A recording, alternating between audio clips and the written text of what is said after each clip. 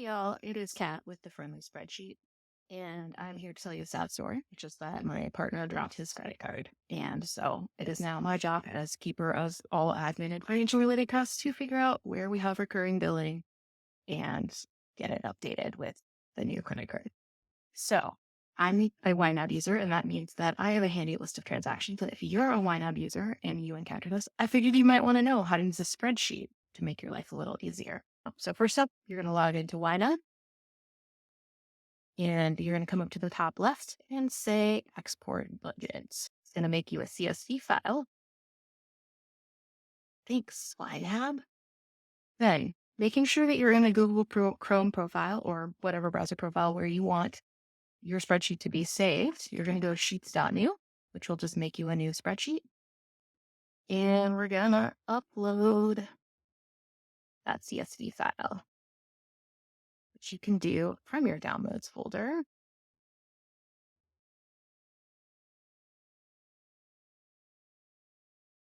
And you were looking for the file that ends register.csv. You're going to accept the default options. Voila, it's a spreadsheet of our spending. Now, this does have all of your accounts, so we'll do a little bit of cleanup in a moment since we only care about the credit card.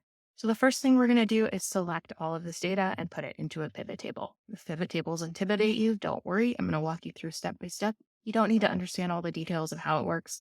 You just got to follow along.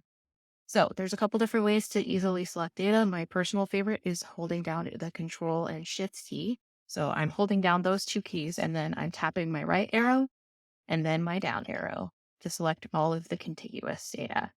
Now I'm going to go to Insert, Pivot Table, and put it in a new sheet. Okay, so first up, we're going to make sure that we're only looking at things from the credit card account. So you're going to grab account and take it to filter because you only want some things.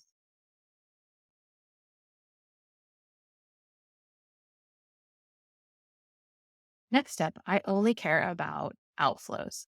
And if you would look back at the source data, you can see that every transaction has an inflow or an outflow, but not both. But everything has a value in each of those columns. So we're going to filter on outflow not equal to 0. And we're going to do that by coming back to our pivot table and grabbing outflow and moving it to the filters area. And we're going to uncheck 0. So now we're looking at just the population of transactions that we care about.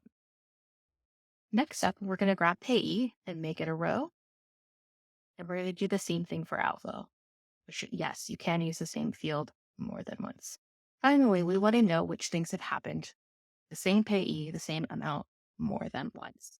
So let's pay attention to this Amazon thing here for a minute, because that's where things are going to get interesting in a moment. So I'm going to grab the date and I'm going to add it down in the values section. And Google, being a pretty smart cookie, is going to count those, which is exactly what I want. So finally, we're going to come to the count data and we're going to right click and say, yeah, make that a filter. All I care about is things greater than 1. So Amazon, the total line is still showing. This is his super literal filter. With the totals are pretty annoying. So we can actually take them out. So now I can see, okay, gotta update my filter. That's a little annoying. You can see just the duplicated transactions. So I can be like, oh, okay, I've had this transaction happen 4 times. And that transaction happened 21 times. And if you found this video helpful for making a to-do list for fixing a credit card that needs updating, please give it a thumbs up. And maybe subscribe if you're looking for other YNAB adjacent content. That's all, y'all. Hope this was helpful.